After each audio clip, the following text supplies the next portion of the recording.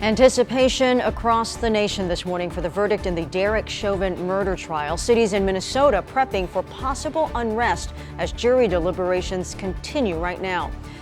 Neighbors in Mount Helix pushing back to keep two sexually violent predators out of their neighborhood. The concerns they're now taking to the courthouse as the hearing for one of those men goes on. Expanding internet access across San Diego. The public Wi-Fi access now being rolled out in hundreds of locations to help bridge the digital divide. ABC 10 News at 11 starts now. ABC 10 News starts now with breaking news. We want to get you to this breaking news on another shooting in another very public place, this time in New York. Police say one person is dead, two others wounded after a gunman opened fire in a manager's office upstairs at a grocery store on Long Island. Investigators say they have identified the suspect as a 30-year-old man who is or was an employee. A couple hundred shoppers were in the store at the time. They're all safe now. A manhunt is underway.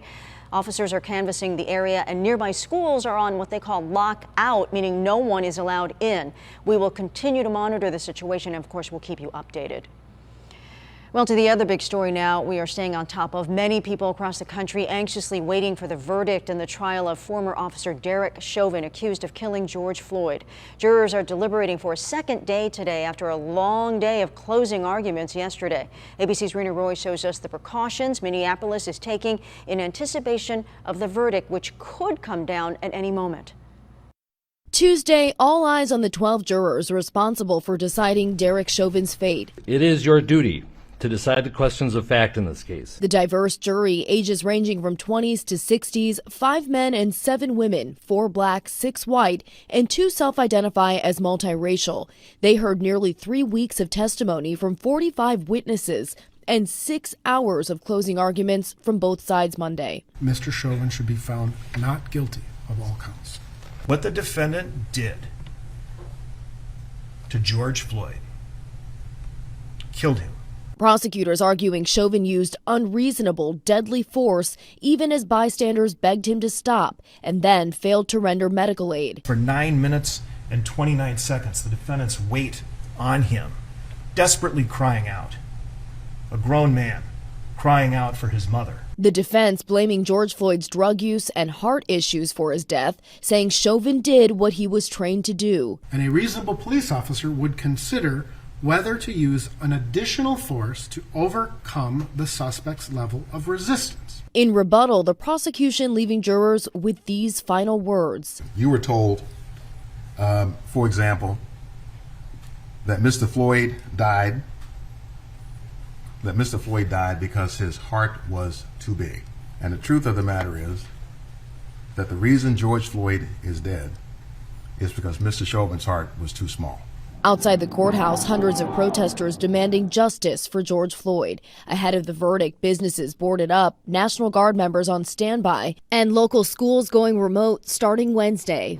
The governor here says civil unrest cannot be allowed, but that communities in pain need to be heard and that systemic change needs to happen. Rena Roy, ABC News, Minneapolis. President Biden spoke with members of the Floyd family as jury deliberations go on. George Floyd's brother, Philanese, said the president called to deliver well wishes and to let the family know he was praying for them. The White House is closely monitoring the trial and says President Biden will deliver a statement once a verdict is announced. You can receive an alert when the jury reaches a verdict by using our 10 News mobile app. You can get that on Google Play and the App Store. An investigation in Coronado after a woman's body was found floating in Glorieta Bay last night. Police say they found her about 7 last night. They tried life-saving measures, but she was pronounced dead at the scene. She has been identified as 68-year-old Patricia Viola. The Sheriff's Department says there were no obvious signs of trauma, but of course they're investigating. Anyone with information is asked to call the department. Well, happening right now, people in Mount Helix are fighting to keep 2 convicted sexually violent predators out of their neighborhood. A hearing is happening right now that will determine if the first of these 2 men will be placed in a home that neighbors say is just feet from a daycare. ABC 10 News anchor Mary McKenzie spoke to neighbors who went to court to demonstrate their objections. These are the neighbors who have come to court downtown ahead of this placement hearing for a sexually violent predator. They say this amounts to a major mistake for a judge to even consider allowing someone with Douglas Badger's background to live so close to children, to daycares and schools. They've put it in a densely populated urban area across the street from 2 licensed daycare centers. Next door neighbors have children, and it's within a mile of 5 elementary schools. Judge Theodore Weathers started by saying this is an emotionally charged type of hearing. He said he heard from many people who are upset about what's being considered. His only job, he explained, is to rule whether this property on Horizon Hills Drive in the Mount Helix neighborhood is an appropriate location for Douglas Badger to live. The home has been rented to Liberty Healthcare, which would oversee any sexually violent predators who might be placed there, with staff and GPS ankle bracelets. The judge said he viewed the property, drove around the neighborhood and read every letter and email that was submitted.